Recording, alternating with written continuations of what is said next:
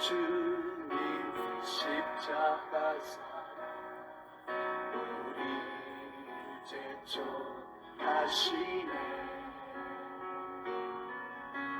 오늘 들고 예루살렘 향해 일어나 너 거침없이 나아가라. 영원한 주님의 십자가 마태복음 7장 12절에서 14절의 본문의 말씀을 가지고 황금률과 좁은 문에 대해서 말씀을 나누고자 합니다. 자, 원전으로 직역을 하면요, 그러므로 무엇이든지 남에게 대접을 받고자 하는 대로 너희도 남을 대접하라. 이것이 율법이요 선지자들이니라. 12절을 먼저 직역을 해봤습니다.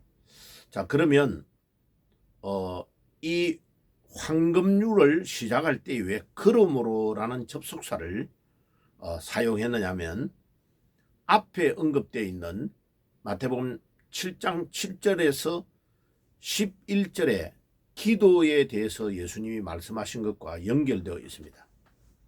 자, 그것은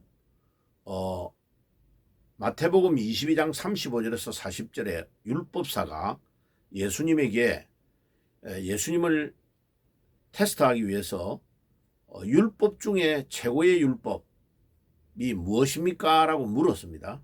그때 예수님께서 바로 즉석에서 대답을 딱 하십니다. 유대인들은 율법을 613가지로 알고 있습니다. 그러니까 영어로 말하면 do not, 하지 말라는 명령이, 그거 하지 마라는 명령이 365개, 우리 하루에 한 번씩 그 말을 듣는다 이렇게 생각하면 됩니다. 그리고 나머지 248개가 do, 하라는 명령이에요. 그래 합하면 613가지죠. 그래 유대인들이 이스라엘 그 성지순례 여러분들 가보셨던 분이나 그 TV에 통곡의 벽에서 막 울고 있을 때에 그 여자들 이렇게 망토와 같은 것을 딱 쓰고 이렇게 옷에 수술이 막 달린 옷을 입고 이렇게 막 눈물을 흘리고 있죠. 그게 뭐냐면은 찌쩌라는 옷입니다. 그 옷의 수술이 그 실로 가지고 만들어낸 게 613가지입니다. 613줄을 쭉 이렇게 묶어 나온 거죠. 왜 그러냐면 율법의 종류가 613가지이기 때문에. 근데 유대인들이 엄청나게 이 율법을 지키려고 노력을 하는데 어떻게 인간의 노력과 인간의 힘으로 613가지를 하나도 어기지 않고 다 지킬 수 있겠습니까? 오직 하나님의 은혜로만 가능한 거죠.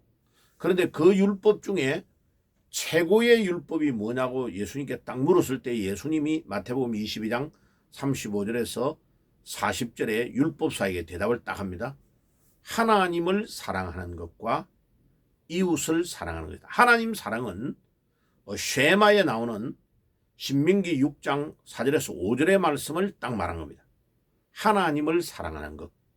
그 다음에 나머지 두 번째는 이웃을 사랑하는 것이다. 그 이웃 사랑은 레위기 19장 18절의 말씀을 예수님께서 말씀하신 것입니다. 그러니까 예수님이 간단하게 요약을 해줬죠. 하나님을 사랑하는 것, 우리 인간이 하나님과 나와의 관계에서 하나님을 사랑하는 것과 이웃을 사랑하는 것, 십자가가 딱 만들어지죠. 그죠? 예, 그것을 예수님께서 딱 대답을 해 주신 거죠. 그것과 이제 연결이 됩니다. 산상수훈의 말씀을 할 때도 예수님 계속 그거를 전제하고 말하고 있는 겁니다. 그러면 마태복음 7장 17절에서 11절에 우리 기도를 할 때에 우리 인간이 연약하고 부족한 우리도 아비가 자식에게 자식이 달라고 하면 생선을 달라고 하면 전가를 줄 자가 어디 있겠냐. 하물며 모자라는 너희도 악한 너희들도 자식에게 좋은 것을 줄 줄 알거든. 하물며 하늘에 계신 너희 아버지가 더 좋은 것으로 주시지 않겠느냐라고 결론을 딱 내렸어요. 기도의 응답에 대한 것을 결론을 딱 내려주고, 그러므로 너희는 대접을 받기를 원하면 먼저 대접을 해라는 거예요. 그게 황금률이에요. 그러니까 앞에 하나님이 우리를 사랑한 사랑에 대한 언급을 먼저 해주시고, 기도에 대한 이야기로 하나님의 사랑을 먼저 말씀해 주신 후에 이제 이웃을 사랑할 때의 기본적인 정신이 어떻게 돼야 되는가를 말한 겁니다. 자, 그러면 하나님을 사랑한 사랑이 어느 정도의 사랑이냐? 우리가 죄를 지어가지고 아담 후손인 우리 모든 인류가 죽음의 길로 죄의 종이 되어서 죽음의 길로 지옥을 향하여 달려가고 있는데, 하나님이 자기 독생자를 이 땅에 보내셔서 우리의 죄를 대신하여 십자가에서 독생자를 피 흘려 돌아가게 하시고, 그분의 그 보배로운 피로 우리를 사탄의 소나기에서 건져내어서 하나님의 자녀로 우리 신분을 완전히 바꾸어 준 겁니다. 그러니까 하나님의 자녀가 되었기 때문에 얼마나 하나님의 사랑이 놀랍고 감사하냐. 그 사랑을 받은 우리 하나님의 자녀인 우리가 그러므로 그 사랑을 연장선에서 이웃을 사랑할 때에 네가 대접을 받기를 원하면 먼저 대접을 해라는 거예요. 그러면 당연히 네가 그 대접을 받게 될 것이라는 거예요. 이게 황금률의 핵심입니다. 그러니까 그러므로라는 단어를 먼저 접속사를 쓰고 있는 이유를 잘 알아야 됩니다. 앞에 있는 하나님에 대한 사랑에 대한 이야기가 있기 때문에 그러므로 그것을 전제하고 너희들도 이웃을 사랑할 때에 하나님의 그 사랑을 받은 자로서 하나님의 자녀로서 형제들을 그렇게 사랑해라 이 뜻입니다. 아멘.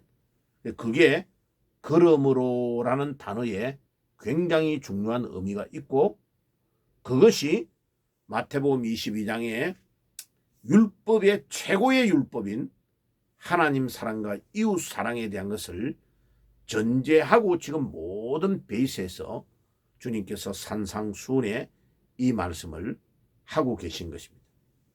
그러니까 우리가 하나님의 사랑을 받은 자로서 그 사랑을 가지고 이웃을 내 몸과 같이 사랑하면서 먼저 섬기는 자로 섬기는 것이, 그러면 반드시 우리가 섬긴 그대로 돌아오게 되어 있다는 것이 황금률의 핵심입니다. 그러면 황금률이 뭐가 대단하기 때문에 예수 믿는 자는 말할 것도 없고 일반 불신자들의 사회에서 윤리, 도덕, 종교, 정치적으로 경제적으로 나눌 때도 이 황금률을 자주로 인용합니다. 그 인용하는 이유가 바로 앞에 말씀했던 그것이 전제되어 있는 겁니다. 하나님의 사랑이 우리가 사탄과 죄의 종이 되어서 완전히 지옥으로 가던 우리를 건져내신 하나님의 그 놀라우신 사랑, 긍휼, 헤세드, 그러니까 호시아스에서 사랑을 받을 수 전혀 없는 고멜과 같은 이 내 자신을 사랑해 주신 하나님의 놀라우신 사랑이 전제되어 있는 것이다. 그래서 이 황금률이 대단하고 많은 사람들에게 아직도 황금률에 대해서 인용을 받고 그것이 대단하다고 말하는 것입니다. 근데 이거를 이제 모르면 그냥 네가 대접을 받기를 원하냐? 그럼 네가 먼저 대접해라. 이런 아주 얄팍한 대접받기 원해서 먼저 대접을 해주는 식의 논리만 가지면 황금률을 정확하게 이해를 잘 못하고 있다는 뜻입니다.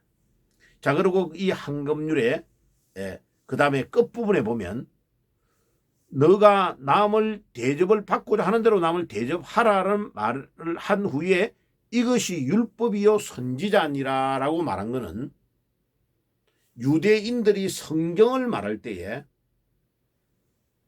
율법과 선지자와 글들이라고 말합니다. 그러니까 히브리어로 말하면 토라, 네비임, 케두빔이라고 말합니다. 토라는 율법을 말하고 모세오경, 그 다음에 네비임, 선지서들을 말합니다. 대선지서 이랬죠. 그 다음에 글들이라고 말하면 시가서, 시편, 욥기, 잠언, 전도서, 아가 이런 것들을 글들이라고 말합니다. 그래서 마태복음 22장 35절에서 40절에 율법과 선지자의 강령이다 이럴 때에 율법과 선지자와 글들의 강령이다. 강령은 행, 걸려있다 이런 뜻이에요. 모든 하나님 사랑과 이웃 사랑이 모든 율법의 구절에 다 걸려있다 이 뜻이에요. 강령이란 말은 걸려있다. 베이스가 되어 있다 이 말이에요. 그러니까 누가복음 24장에 27절에도 엠마오로 가는 두 제자에게 예수님이 율법과 선지자와 글들에 대해서 자기에게 말씀하신 것을 풀어서 설명했다 그랬죠. 그게 구약 성경에 이 말이에요. 그러니까 구약 성경이라고 말할 때에 유대인들은 토라, 네비임, 엔드를 넣어가지고 우 케두빔이라고 말하기도 합니다. 케두빔. 그런 바에 율법과 선지자의 강령이다 이라면 황금률이 율법 중에 최고다. The greatest commandment다. 이런 뜻이에요. 율법이 최고의 규율이다. 규칙이다. 하나님 사랑하는 것과 이웃 사랑하는 것이 최고의 commandment, 주님의 명령이다.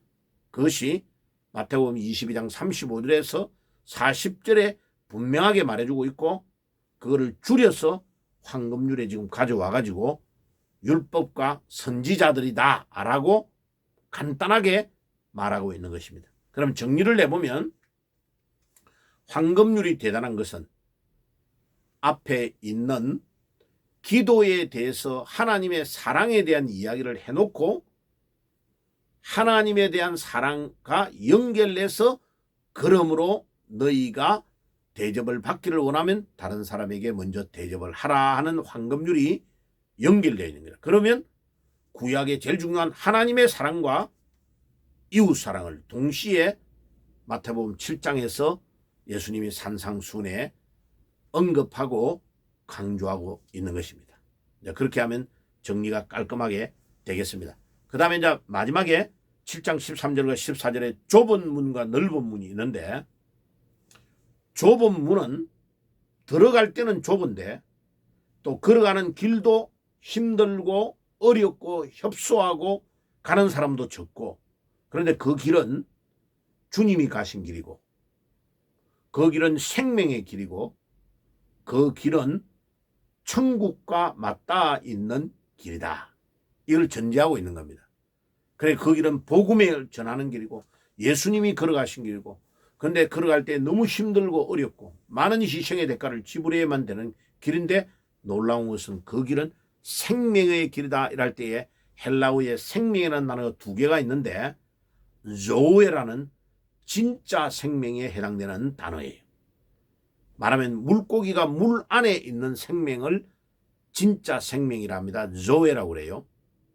그런데 이제 가짜 생명, 물고기가 탁 육지로 펄쩍 뛰어나와가지고 부둥부둥 뛰고 있을 때에 맨 땅에서 뛰고 있으면 그 물고기는 죽어가는 거죠. 그때의 생명을 비오스라고 합니다. 가생이라고 그래요. 가생. 그러면 살아있는 것 같으나 실제로는 죽어가고 있는 거죠. 진짜 생명은 기쁨과 감사가 넘치는 생명이고 그거를 조에라고 하고 쾌락을 즐기고 재미는 있는데 삶에 의미가 없는 인생을 살아가는 것을 비오스라고 그래요. 그러면 넓은 문은 들어갈 때 편하고 걸어갈 때도 편하고 가보면 막 즐기고 재미있는 것은 많으나 참 기쁨과 감사가 없는 따라가 보면 마귀가 역사를 하니까 막 말초신경을 자극하는 거나 막 재미있는 거 이런 거는 많아요. 근데 나중에 따라가 보면 그 길이 지옥으로 연결되어 있는 길이고 사탄이 주도하고 끌고 가는 길이다. 그러니까 길이 딱 두 개로 갈라지는 것을 말하고 있습니다. 그러니까 대부분의 사람들은 편하고 재미있고 쉽고 막 그러니까 쾌락을 즐기고 이러니까 말초신경을 자극하고 뭐 술 먹고 엄란하고 이런 길이니까 그게 뭐 너무 재미있거든. 그 길로 따라가지고 다 지옥으로 향하여 들어가는 길이고 우리 주님이 가신 길은 협소하고 힘들고 절제해야 되고 눈물을 흘려야 되고 이 복음 전하는 일은 반대하는 자들도 많고 모함하는 자들도 많고 어렵단 말이에요. 그런데 그 길을 차근차근 따라가 보면 주님이 성령으로 인도하는 길이고 나중에 그 길은 생명의 길이고 그 길은 천국과 연결되어 있는 길이다. 지금 그 말씀을 하고 있는 거죠. 그래서 우리는 인류의 역사는 항상 선택의 역사입니다.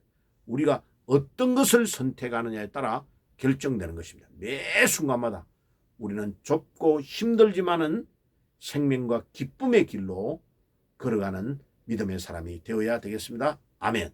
기도하겠습니다. 하나님, 오늘도 황금률에 대해서 또 좁은 문에 대해서 말씀을 나누었습니다. 오늘도 이 말씀이 잘 박힌 목과 같이 우리 심령에 박히게 하시고 우리의 남은 생애를 주님이 기뻐하시는 길을 따라 걸어갈 수 있도록 인도해 주옵소서.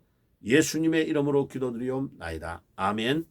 지금은 우리 주 예수 그리스도의 은혜와 하나님 우리 아버지의 사랑하심과 성령님의 교통하심이 오늘도 주님이 가르쳐 주신 황금률을 따라 살며 좁은 길로 걸어가기를 소원하는 모든 주의 백성들 머리 위에 지금부터 영원까지 항상 함께 계실지어다. 아멘. 영원한 주님 십자가 사랑 우리 이제 좀 하시네 복음 들고 예루살렘 향해 일어나 너 거침없이 나아가라 영원한 주님의 십자가 사랑 우리 이제 좀 하시네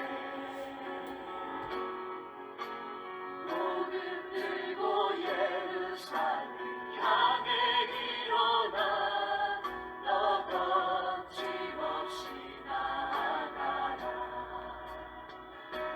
오직 보라